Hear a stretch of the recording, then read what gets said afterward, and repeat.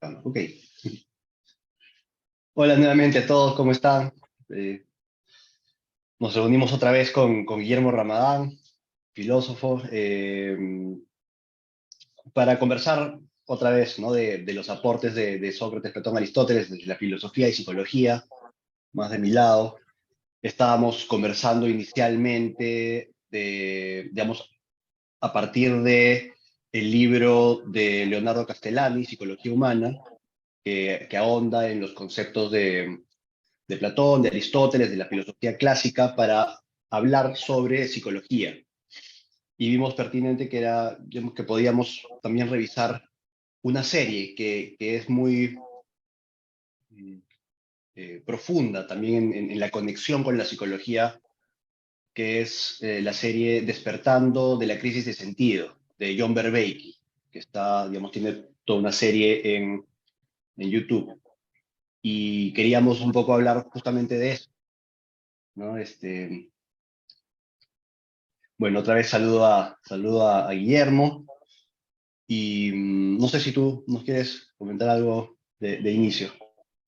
No, bueno, Feli, primero un gusto estar acá nuevamente en estas reuniones que ya se están haciendo un hábito, así que, y sobre todo en los hábitos nos quedamos en el libro de Leonardo Castellani, ¿no? Así que, y va a venir bien para conversar un poco respecto de esta serie que me propusiste, de Becky, que es interesante escucharlo.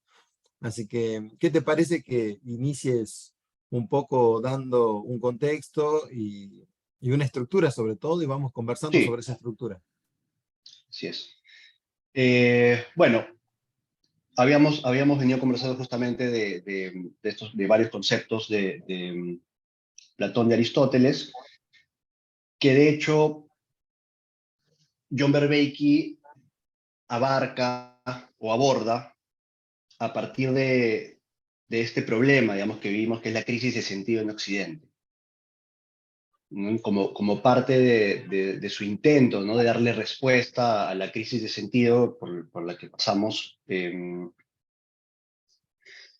Trata a Sócrates, a Platón y a Aristóteles como uno de los grandes pilares de Occidente, de nuestra cultura, de nuestra forma de pensar y de interpretar el mundo, ¿no? Siendo el otro pilar la tradición judeocristiana, ¿no es cierto? Y la Biblia, principalmente, ¿no? Entonces, eh, claro, él coloca a estos autores como parte de algo que se llama la revolución axial, ¿no? Que es la salida, ¿no? del ser humano de una cosmovisión en donde el mundo estaba cerrado, ¿no? El mundo era recursivo, el mundo siempre regresaba a lo mismo, ¿no? Y donde la mayoría de personas lo que pretendían era entender las leyes de la naturaleza o el orden establecido y quedarse ahí, ¿no? Y a partir de distintos desarrollos tecnológicos se empezó a generar una forma distinta de pensar, que empezó a hablar más bien de la trascendencia y de la posibilidad de llegar más allá, ¿no? Y de explorar nuevas alturas, de desarrollarnos, de crecer como seres humanos, ¿no? Y de más bien, ya en el contexto de Sócrates, Platón y Aristóteles, de ir trascendiendo nuestra gran capacidad de mentirnos a nosotros mismos, ¿no? Es justamente ahí donde el gran aporte de Sócrates se hace presente, ¿no es cierto? Él descubre que justamente tenemos esta gran capacidad de mentirnos a nosotros mismos. Se va dando cuenta de cómo todo el mundo participa de la vida en, en, en Atenas, pues, ¿no? En la vida cotidiana, sin saber por qué hace lo que hace y teniendo pues toda clase de justificaciones, digamos, rápidas y no contundentes de la razón de perseguir los distintos objetivos que perseguía, ¿no es cierto? Eh, y a la par estaba digamos, habían dos aportes distintos. El aporte de los filósofos naturalistas, que de alguna manera han empezado a pensar eh, o estaban intentando encontrar en la naturaleza y en las cosas materiales el principio, ¿no es cierto? Ya no en la mitología, ¿no? Sino un poco como cuál es el principio material de las cosas, ¿no? Eso tenía por un lado. Y por otro lado estaban los sofistas, que habían desarrollado grandemente su capacidad de discurso y de retórica, ¿no? Y, digamos, crean todo este negocio alrededor de la retórica. Y él observaba dos grandes dificultades, ¿no? Por un lado, una era la verdad sin relevancia, ¿no? Los filósofos presocráticos, al tratar de encontrar estas respuestas materiales, es una respuesta que no nos da ningún sentido, no nos permite involucrarnos con ella, ¿no? De Ujú. alguna manera, pues es una respuesta fría al origen de las cosas. Y por otro lado estaban más bien los sofistas generando toda clase de retóricas y de discursos que, si bien es cierto, estaban diseñados para ser relevantes, ¿no? Para conectar con nuestra sensibilidad, ¿no es cierto? Nos podían hablar de juventud, de éxito, de poder, ¿no? Entonces cosas que nos hacen involucrarnos, ¿no? Y generar conexión con el discurso, pero eran totalmente carentes de verdad, porque no les interesaba a los sofistas pues, generar ningún tipo de relación con algo verdadero. Y es ahí donde Sócrates inicialmente hace este gran aporte, ¿no? A través de su método, primero mostrarnos que éramos, digamos, cuán susceptibles de engañarnos a nosotros mismos éramos, y segundo, también empezar a reconectar la relevancia y la verdad, ¿no? Y él decía justamente que la sabiduría era poder generar digamos, cada vez vínculos más fuertes entre relevancia y verdad. Digamos, y la sabiduría era, además, aprender a distinguir y a amar lo bueno, ¿no?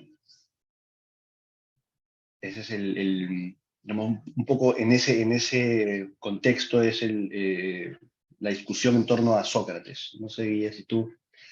Este, Bien, a ver, yo te hago algunos aportes respecto de todo esto que dijimos. Es interesante. Tenemos nosotros iniciamos la filosofía, podríamos decir, en el ámbito académico se reconoce a Tales de Mileto como el primer gran filósofo, ¿no? Como el primer filósofo de la historia. ¿Por qué se lo reconoce así? Simplemente porque se hace una pregunta fundamental, el porqué de las cosas, y la pregunta por el arjé, esa es, ¿no? La pregunta por el fundamento. Y la pregunta por el fundamento la contesta de una manera, intenta contestarla de una manera fundamental. Él la contesta, como vos bien dijiste, con la naturaleza, en particular con el agua, con lo húmedo. Él decía que todo sale de ahí, ¿no? Del agua o de lo húmedo en general. Pero, eh, digamos, ese es porque él lo hacía a través de la observación, ¿no? Él observaba las cosas y luego vinieron otros, Anaxímenes, Anaximandro, bueno, Parménides, Heráclito. Se le fue dando, de alguna manera, un sentido a las cosas. Se fue haciendo metafísico. eh, eh, Podríamos decir que Parménides es el primer gran metafísico. Pero, claro, ellos eran, como vos bien decías, vos le decís naturistas, ¿viste? O sea, o naturalistas. En ese caso, ellos hablaban mucho de físei, ¿no? De naturaleza. Nosotros traducimos naturaleza como físei. Eh, o sea, en realidad, traducimos físei como naturaleza, ¿no? Y es interesante porque ellos están tratando de ver en la naturaleza aquello que fundamentan la realidad. Pero, y bien es cierto que vos también dijiste algo interesante, ellos tienen como el mito del eterno retorno, todo el tiempo lo tienen muy presente, es decir, para ellos la vida estaba determinada, ¿sí? Para la mitología griega la vida está determinada, o sea, eh, eh, podemos verlo esto en gran parte de la mitología, o sea, si yo aceptaba el camino que tenía que hacer, por ejemplo, Aquiles, Aquiles va y le pregunta al oráculo qué tenía que hacer, y el oráculo le dice, si vas a la guerra, vas a ser un mito, va a ser nadie te va a olvidar en la historia, pero vas a morir. Eh, y bueno, y si no, te va a quedar acá, pero te van a olvidar. Entonces, pero era como el destino, ya estaba escrito ese destino, no había manera de salir de ese destino. Y eso era, de alguna manera, encontrarle el sentido a la vida en ese momento, era o aceptar el destino, ¿sí? Que eso podía ser un destino de grandeza o no, pero uno o lo aceptaba y vivía conforme a eso, o su vida era trágica. La tragedia griega era la no aceptación de ese destino, ¿sí? Y claro, claramente eso nos da un orden social estático, por ejemplo, ¿no? O sea, totalmente estático. Una vida totalmente estática, estática en el sentido de que no va a cambiar tu estatus. ¿Por qué? Porque ya está determinado. Ya está escrito por los dioses. Y bueno, justamente Sócrates no sale de esa lógica todavía.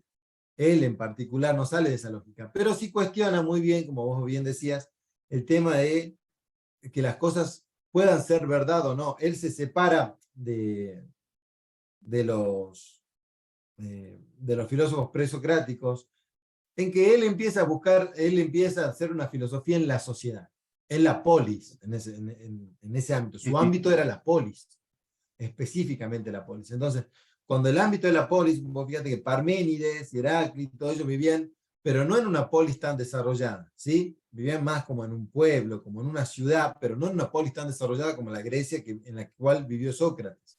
Entonces, en esa Grecia, en esa Atenas, es muy importante el grado de democracia que tenían, el grado la importancia en la polis y para con la polis, ¿no? O sea, uno era un ciudadano y ser un ciudadano implicaba muchísimas cosas.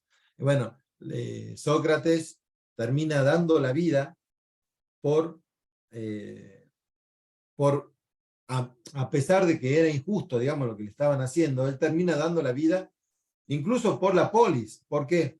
Porque termina diciendo, bueno, a pesar de que esto no sea justo lo que me está sucediendo, a pesar de que no sea justo lo que me está sucediendo, yo voy a acatar las leyes de Grecia, de Atenas. Voy a acatar, porque él acata algo que no es justo.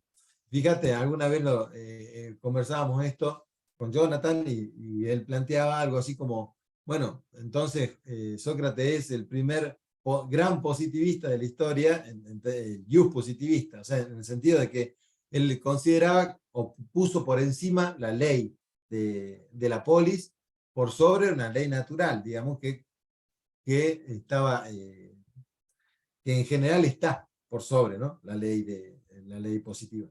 Entonces, bueno, él había hecho así como esta apreciación. Pero Sócrates al hacer filosofía en la polis se da cuenta que los que hacían una especie de filosofía o los que manejaban el pensamiento en la polis eran justamente como bien decían, los sofistas, y los sofistas en particular eran personas que vos dijiste algo muy, muy interesante. Claro, a ellos no les interesaba la verdad, pero sí afectaban la vida de la gente con su pensamiento. Bueno, justamente esa vida de la gente, para que se entienda, en ese momento era la vida en la polis. Por eso es que se desarrolla la oratoria. ¿Por qué? Porque la polis se da en el ágora, donde todo el mundo debatía qué era lo que tenía que suceder y qué no. Entonces, y ellos se formaban en debates. O sea, ellos eran desde chicos, podían estar en reuniones de grandes, pero sin hablar. Cuando solamente tenían una edad determinada, recién podían empezar a debatir. Pero es como que se iban entrenando, se entrenaban mucho para poder decir cosas que convenzan al otro. Y a partir de ahí, poder darle un sentido a lo que estaban viviendo. Entonces, lo que bien se dice acá es el sentido de la vida no pasaba por algo tan trascendente. Cuando Sócrates empezó a preguntar conceptualmente cosas, por ejemplo, él preguntaba ¿qué es la justicia? Y se la preguntaba a los jueces. Entonces, y los jueces no sabían contestarle, sino con ejemplos, sino con cosas que vivían cotidianamente, pero no podían conceptualizar. Y conceptualizar es lo básico de la filosofía, es poder llegar a la esencia de las cosas. Entonces, cuando nosotros conceptualizamos, captamos aquello que está más allá de lo inmediato. Y eso es empezar a hacer filosofía también. Por eso es que es tan importante Sócrates. Y cuando nosotros captamos aquello que está más allá de lo inmediato, estamos entendiendo aquello que es trascendente. ¿Sí? Luego el cristianismo lo va a perfeccionar en su filosofía y en su teología. Pero claramente Sócrates inicia este camino, por eso es quizá el primer gran filósofo que se estudia, digamos, en términos eh, de una filosofía hecha en la ciudad, ¿no? En la polis. Claro. A mí digamos, como psicólogo, ¿no? Ujú. Me hace pensar mucho esta historia de Sócrates, ¿no es cierto? Porque no sé si hasta podríamos decir que fue el primer psicólogo, ¿no? Ujú. Digamos, mucha de su labor, siempre es complejo hablar del pasado cuando no habían esas categorías, ¿no es cierto? Claro. Pero, digamos, en su función, en su forma de actuar y de obrar, pues era muy similar, ¿no es cierto? Digamos, como tú haces esta referencia a Sócrates como la persona que, claro, cuestionó cuánto sabíamos del mundo, ¿no? Es como, oye, ¿cómo vas a impartir justicia si no sabes lo que es justicia? ¿No es cierto? Eh, y todos estando en este gran estado de ignorancia, cómo a veces nos atrevemos también a imponerle al otro lo que nosotros pensamos, ¿no es cierto? Digamos, teniendo una comprensión tan limitada de las cosas en general. Y eso es súper importante y tiene un correlato interno también, ¿no? Es como, no solo no sabes del mundo, sino de forma más profunda aún, no sabes de ti, ¿no? Eh, de alguna manera es un poco de como vivir en confusión y tratar de Claro. taparlo, ¿no? Y tratar ¿no? Estar como un poco enganchado distraído, ¿no? Con las cosas de la polis, ¿no? Con las cosas del día a día, con discutir, con hablar, no sé, ¿no? Y evadir este dato tan íntimo de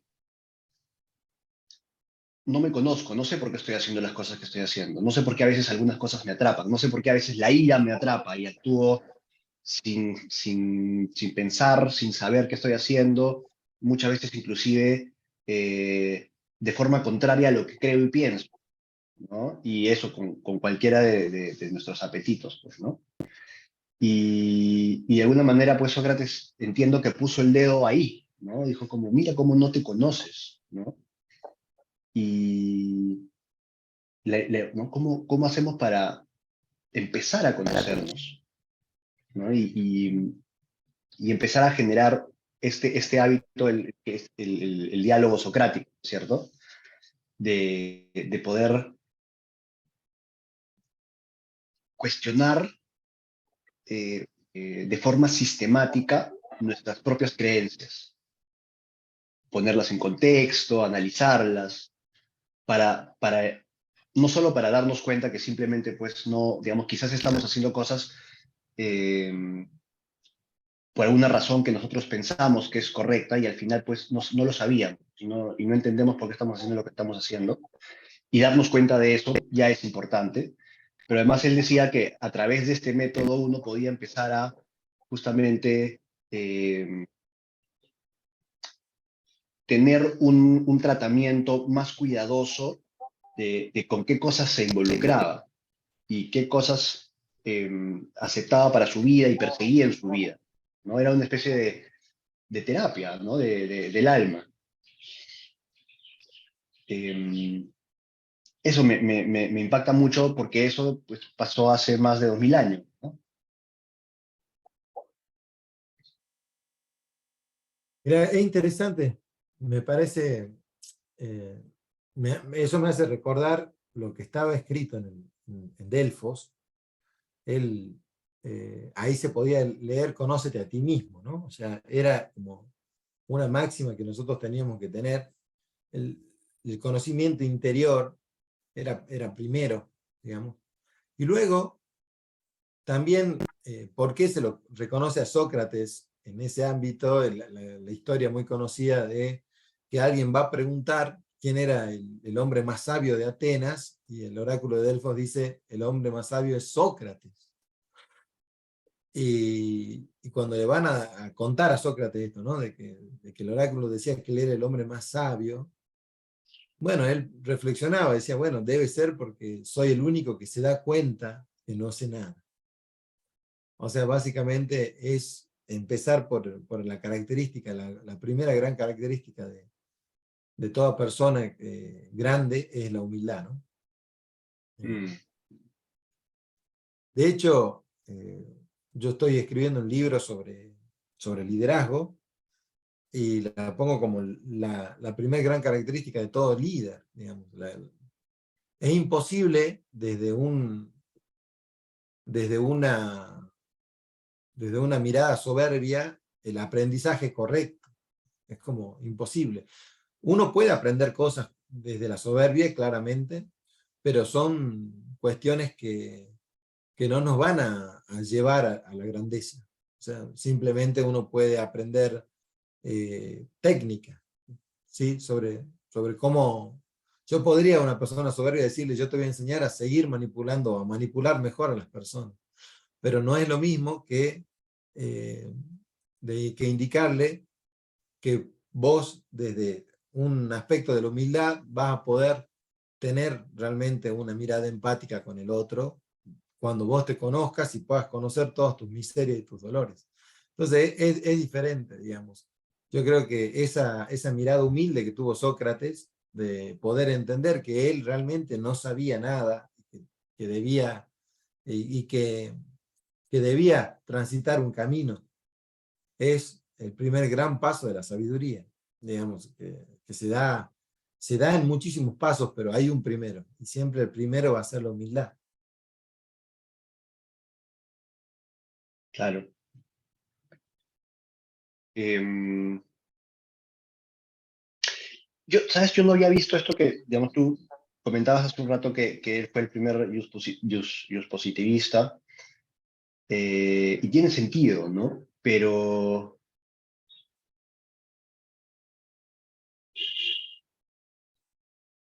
no sé, veamos, ¿no? cuánto de esto igual, los recuentos históricos,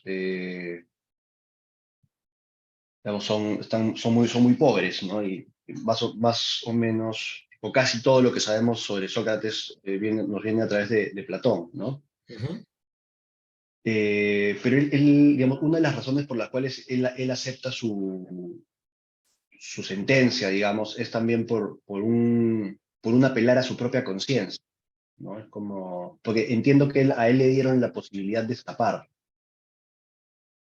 ¿no? Y él siempre ¿qué tenía? apelaba a Perdón. esta voz interior que él tenía, ¿no es cierto? Esta Sí. voz interior que lo relacionan con el logos. Ujú. Eh, y bueno, su propia conciencia, ¿no? Es como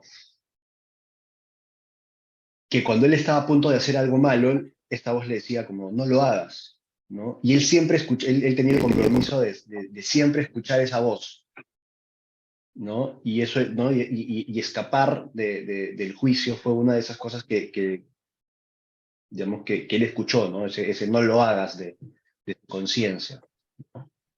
Claro, vos fíjate, él tenía dos opciones. Una era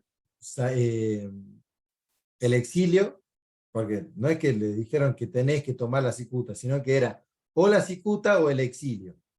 Cuando él elige no irse, porque él prefería morir como un ateniense, no quería irse, porque él había defendido a Atenas y era como demasiado doloroso y a su dignidad el hecho de salir de la ciudad, ¿no? Dejar de ser ciudadano.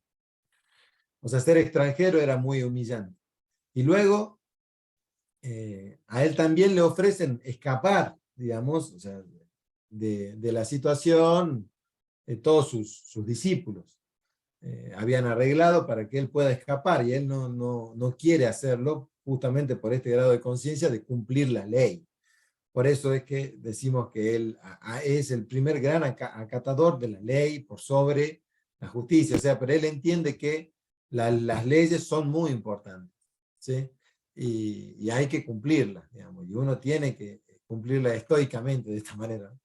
Entonces, bueno, es lo que hace Sócrates. Hay muchas interpretaciones respecto de la muerte de él, pero siempre tiene que ver con que él tenía un sentido de bien y mal, que en este caso estaba poniendo la ley ahí como parámetro, pero que siempre el carácter moral de Sócrates es algo que lo ha distinguido. Y, y bueno, no sé si todos estaríamos en condiciones de seguir esa capacidad moral que él tenía, ¿no? ¿Y cuánto, digamos, no sé, digamos, qué versiones hay, ¿no? Pero ¿cuánto de esta decisión de acatar el juicio tiene que ver con su convicción eh, de vivir en verdad, ¿no? Como, o sea, digamos, si acato, digamos, si no acato más bien esta sentencia y me voy, me escapo, de alguna manera es como claudicar en la certeza de mi empresa, ¿no? Y en el valor de mi labor, ¿no? Exactamente. No, yo creo que esa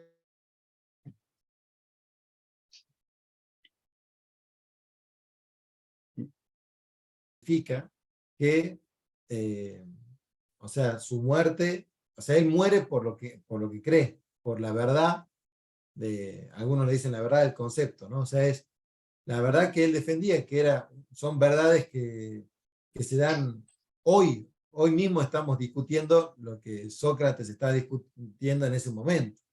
Entonces, eh,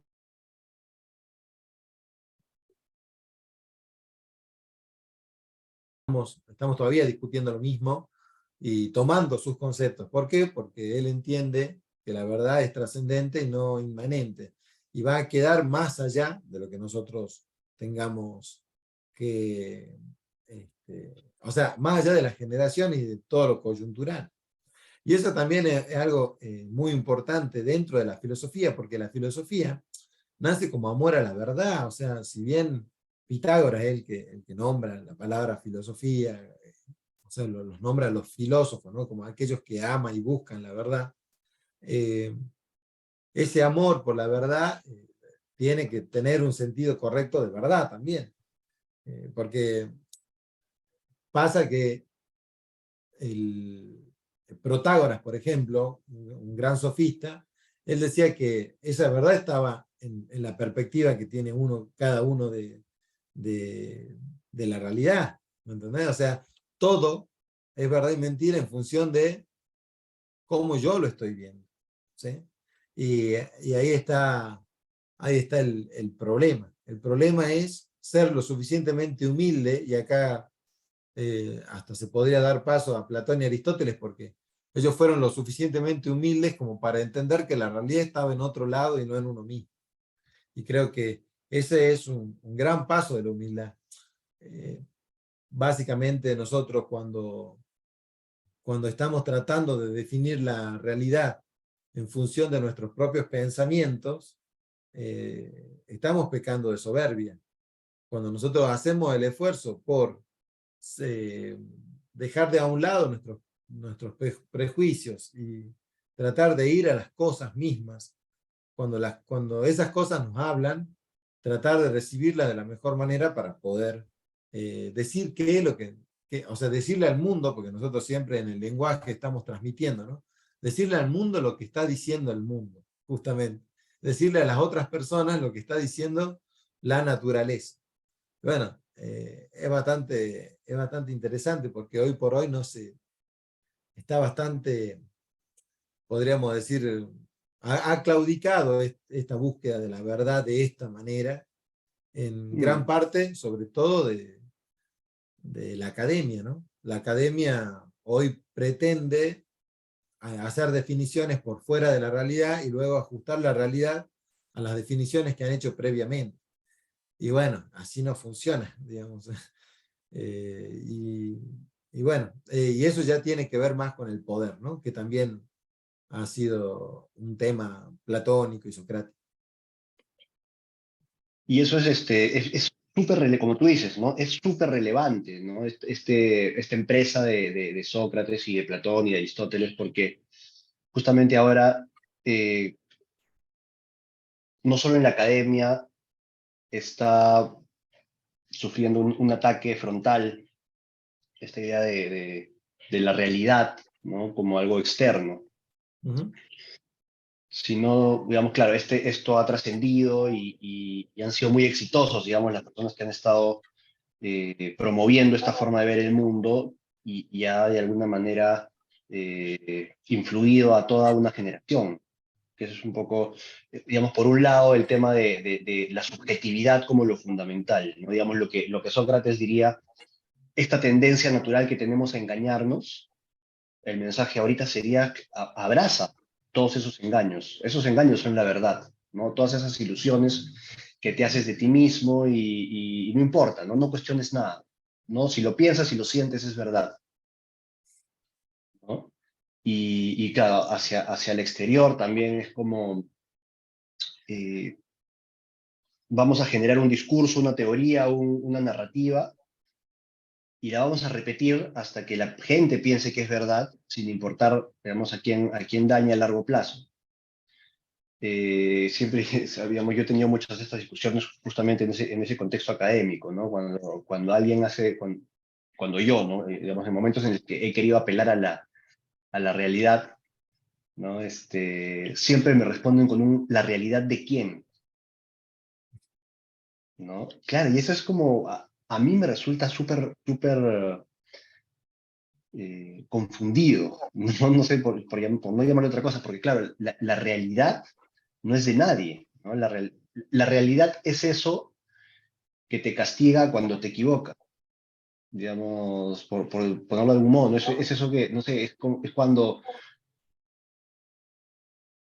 no juntaste suficiente grano en el granero y llega el invierno y se te acaba la comida y te mueres de hambre. Esa es la realidad, ¿no? Digamos, la realidad es, digamos, cuando te caes y te golpeas, te duele, ¿no? Y no importa cuánto pienses que pues no te va a doler cuando te estrellas contra superficies duras, digamos, la realidad está ahí y no perdona a nadie, digamos, ¿no? Y en la medida en la que nos distanciamos de, y además, digamos, y claudicamos en nuestro intento de aprender la verdad, pues cada vez estamos más expuestos a dañarnos a nosotros mismos, ¿no? A caer en errores catastróficos que nos dañan, ¿no?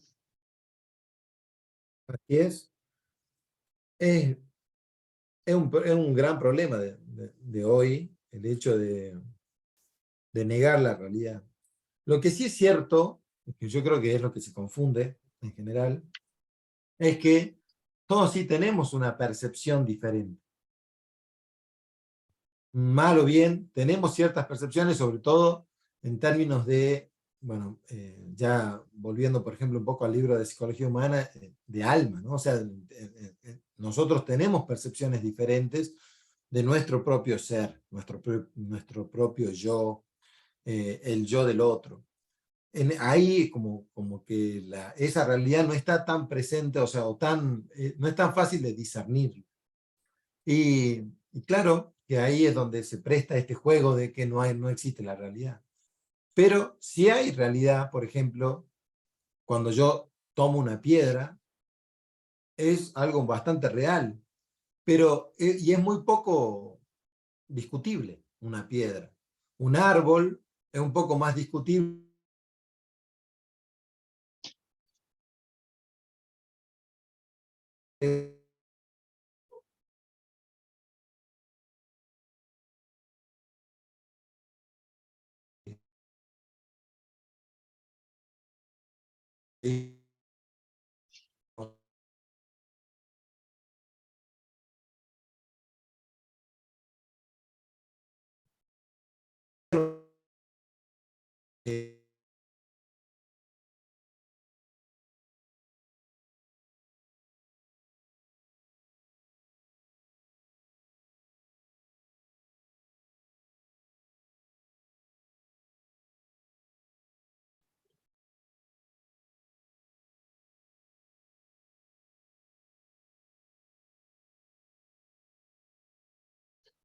Listo, problemas técnicos. Te dejamos de escuchar, no sé si solo yo o todos, cuando estábamos hablando estabas hablando del árbol, ¿no es cierto? Digamos, digamos, las realidades, de lo más discutible a lo no tan discutible o Claro, viceversa, o ¿no? sea, nosotros tenemos distintos tipos de realidad, o sea, la realidad tiene distintos aspectos y grados, podríamos decir, y que esos grados no todos son tan apreciables o tan fácilmente apreciables.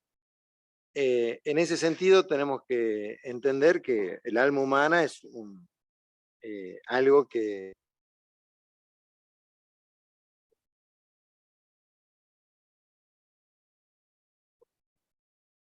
eh, bueno, Dios, podríamos ver a todos los aspectos metafísicos, la libertad, la justicia. Por eso es eso lo que se discutía tanto, ¿no? En la Grecia, porque Sócrates peleaba tanto por ello. Entonces nosotros tenemos esos grados de realidad que tenerlos muy presentes. Y, y claro, y ahí es donde se da la discusión. Entonces, pero muchas veces uno piensa que porque puede discutir ciertos grados de realidad y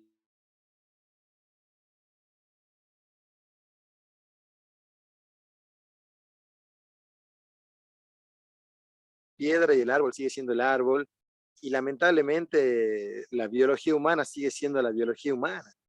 Y hay cosas que no se pueden discutir como, como si otros conceptos.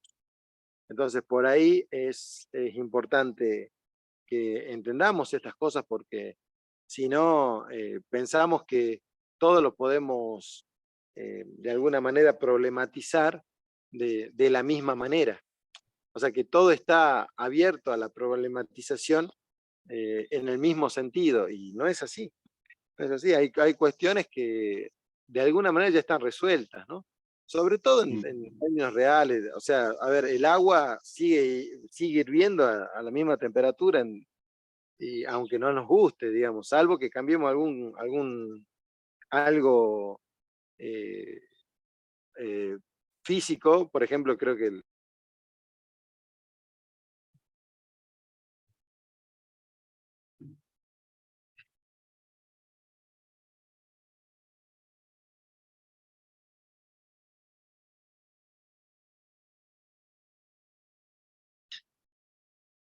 hemos podido descubrir.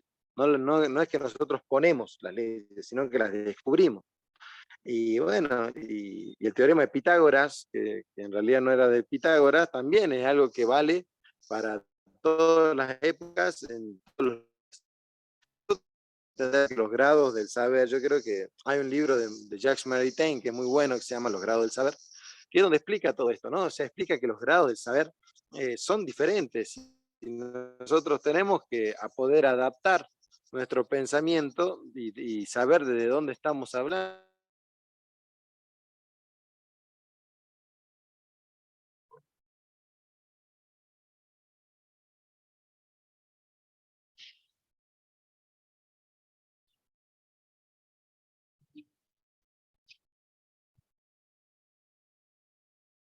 Te fuiste un ratito. No, decía Eh, que, sí, no, yo decía bien que cuando las cosas son muy evidentes, no necesitan de prueba, directamente se toman por ciertas, ¿sí? Porque nadie puede probarlo todo. Tiene que, mm, tiene que empezar por todo, digamos, toda ciencia empieza por un pequeño acto de fe, ¿no? Incluso Así es. la matemática eh, cree en el número, digamos, ¿ah? No puede problematizarlo todo. Así Para es. que... Ujú. Y claro, digamos, yo pensaba acerca de esto, ¿no?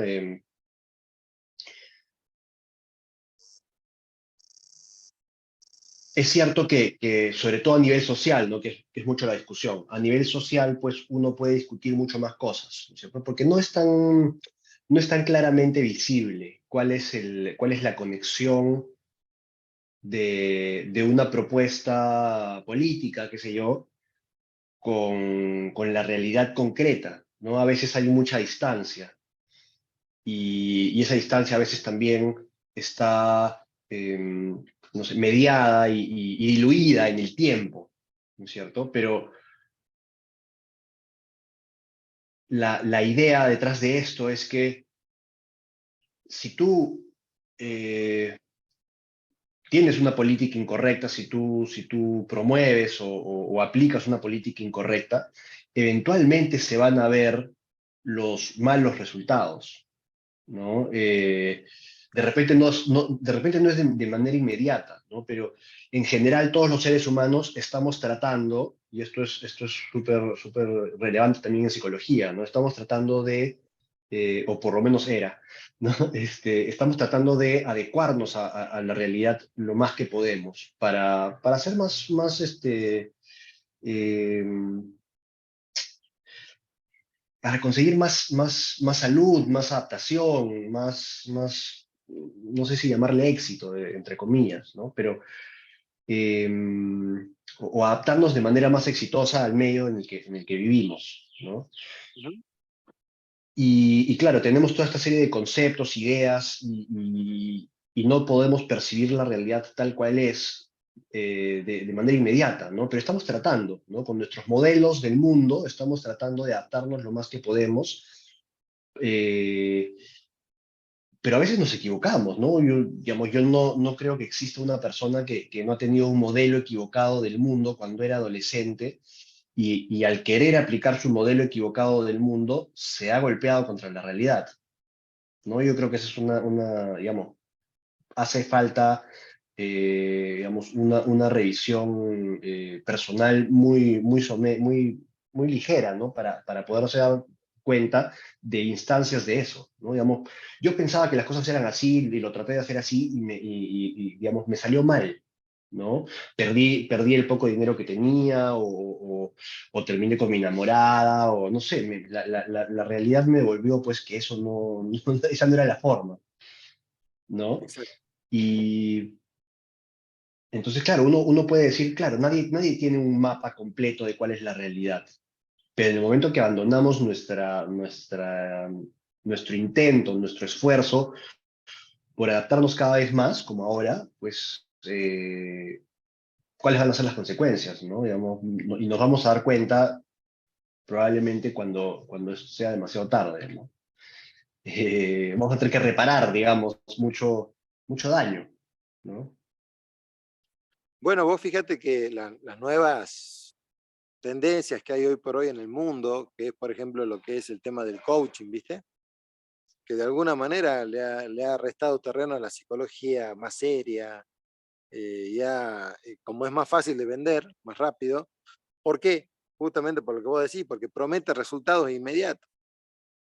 Y esa promesa de resultados inmediatos, de poder disfrutar ya de lo que una terapia no puede o no quiere prometerte, porque es un poco más seria, ¿no? Y no está ahí para decirte que vas a ganar más dinero, que vas a ser más feliz inmediatamente cuando salís de la terapia, bueno, porque son más realistas. Justamente es lo que hace gran parte del coaching. Y, y bueno, y son esas tendencias. Lo que busca el ser humano es, en general, eh, trata de no sufrir, ¿no? Parte del ser humano es el intento despiadado que tiene por evitar el sufrimiento, y que muchas veces lo hace que eso es un tiro por la culata, básicamente hace que sufra más y que no termine de comprender la vida, ¿no? Entonces, bueno, por ahí sí le surte un poco de efecto, les da un poco más de dinero, pero el vacío existencial sigue estando, ¿no? Porque, bueno, hay, hay una sola cosa que nos puede realmente llevar por el camino existencial correcto, que es básicamente uno, como bien decías, adaptarse a la realidad es, creo que, el mejor camino, y a partir de la adaptación a la realidad poder modificar aquello que no nos gusta, pero no caprichosamente, no es que no nos guste por capricho, sino eh, ya tendríamos un concepto de bien bastante más fuerte cuando nos adaptamos a la realidad, y ya podemos entender qué es lo que nos, de alguna manera nos da una causa final. Aristóteles habla de causa final, que creo que es el concepto clave, ¿no? Es Mm. entender que estamos en el mundo para algo. Y bueno, cuando entendemos ese para algo, eh, ya tenemos un motivo por el cual vivir, que hoy por hoy mucha gente no lo tiene. Así es. Me hace pensar en este gran invento simbólico de sacrificio, ¿no? Que claro, empezó como una, ¿no? Como esta idea digamos, en varias tradiciones religiosas antiguas, inclusive la Biblia, digamos, la idea de sacrificio era algo que tú sacrificabas, digamos, a Dios, ¿no es cierto? Pero es una idea muy poderosa, pues tiene que ver con todo lo que estamos hablando, ¿no es cierto? Es como voy a generarme un pequeño sufrimiento necesario hoy para evitarme un gran sufrimiento dentro de un tiempo, ¿no? Digamos, voy a pasar por una situación que de repente no me gusta tanto, no ahora. Y eso va a hacer que en el futuro no tenga que pasar por una situación mucho peor, ¿no? Sí. Bueno, sacrificio viene de, también como, por ejemplo, sacrilegio, que tiene el mismo origen, es algo que está ofendiendo a lo sacro, ¿no? O sea, viene de aquello que es sacro, que es ofrecerle a Dios algo, ¿no? Entonces, yo creo que cuando nosotros podemos ofrecerle nuestros sacrificios, cuando podemos entender que los sacrificios son siempre en beneficio nuestro, son para forjarnos a nosotros, luego comprendemos que los resultados van a ser muy superiores a todos los beneficios inmediatos que podamos tener. Entonces yo creo que sí, que es importante entender la palabra sacrificio en el buen sentido, claramente. Mm. Cuando nosotros entendemos que el sacrificio es para beneficio propio y no para otra, no para lastimarnos, sino justamente para beneficiarnos, eh, es donde yo diría que ahí surgen los hábitos, ¿no? En el sacrificio. Entonces, nosotros aprendemos a sacrificarnos, o sea, a poner en manos de Dios aquello que nos cuesta, y a partir de ahí empezamos a generar hábitos que son bondadosos para con nosotros. Entonces ya deja de ser un sacrificio en muchas cosas que hacemos, sino un gusto y un placer hacer el bien, por ejemplo. Entonces creo Mm. que es algo que deberíamos retomar desde otra perspectiva, ¿no? El tema sacrificio, la verdad que lo trajiste y es muy, muy interesante. Así es. Em, y claro, digamos, no sé cuánto digamos, estés de acuerdo o compartas esta mirada, digamos, no como un intento tú sabes que yo soy creyente, ¿no? Pero hay una forma de ver esto digamos, como la idea de Dios, digamos, para las personas que de repente no son creyentes, Ujú. eh, Dios es como la realidad fundamental, ¿no? Eso que es, que de Claro. repente yo no puedo conocerlo, jamás voy a conocerlo completamente, ¿no? Ujú. Pero cuando yo me sacrifico mirando hacia eso, es una manera justamente de, quizás sin saber, ¿no es cierto? Porque yo no sé si el sacrificio que estoy haciendo hoy necesariamente va a rendir frutos mañana, ¿no? Pero lo hago en ese ánimo, ¿no? Es como voy a hacer lo mejor que pueda, voy a hacer lo mejor que pueda ahora y espero que mi esfuerzo traiga una recompensa más grande en el futuro, ¿no? Es como, y es una entrega a eso que es, ¿no?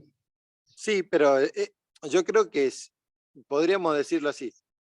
No sé si necesariamente va a traer el beneficio que yo estoy esperando hoy por hoy en términos materiales, por ejemplo.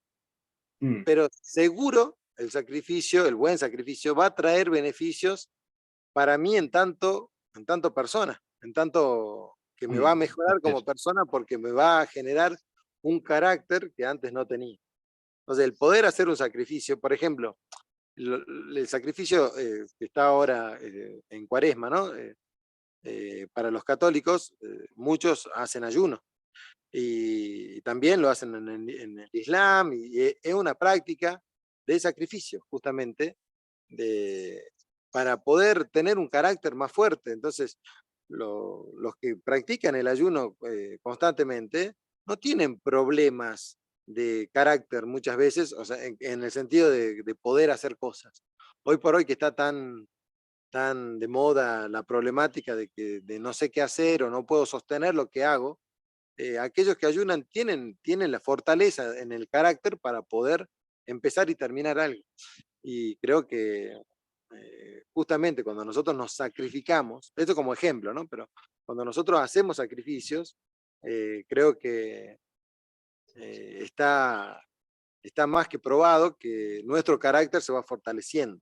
Entonces, Mm, la ganancia por ahí no va a estar en el tipo de resultado que estamos esperando, pero muchas veces va a estar en el tipo de persona que estamos consiguiendo ser. Y creo que eso vale más que cualquier otra cosa. así es, Ujú. así es. Eh, bueno, Bueno, feliz. em, la próxima vez seguimos con Platón. Vamos avanzando con Platón, con Aristóteles, sería muy interesante. Así Ya. vamos trayendo las ideas y bueno, seguimos conversando porque me parece espectacular, digamos, esto que, que podamos juntarnos una vez a la semana y conversar de estos temas. Y espero que a la gente también le guste tanto como a nosotros. Así es, así es. Y que además, si se animan a hacernos alguna pregunta o algún tema del que les gustaría que conversemos más, o si tienen alguna opinión, ¿no? Que la dejen en los comentarios, porque siempre eso es muy nutritivo y nos va, no, además nos permite acercarnos también, que es simpático, ¿no? Así es, sí, cómo no.